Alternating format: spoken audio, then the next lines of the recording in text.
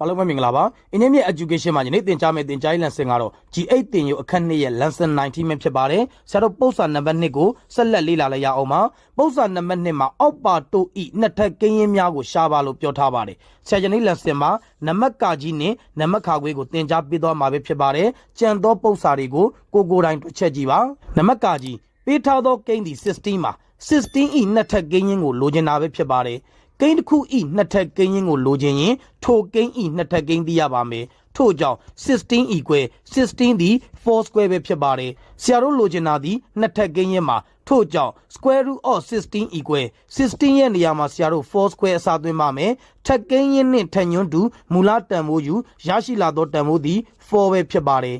နံပါတ်ခါခွေပေးထားသောကိန်းသည်64ပါ64သည်8 square ပဲဖြစ်ပါတယ်လိုချင်တာသည် square root of 64ပါ64ဤနေရာမှာ8 square စားသွင်းပါမယ်ရရှိလာသောတန်ဖိုးသည်8ပဲဖြစ်ပါတယ်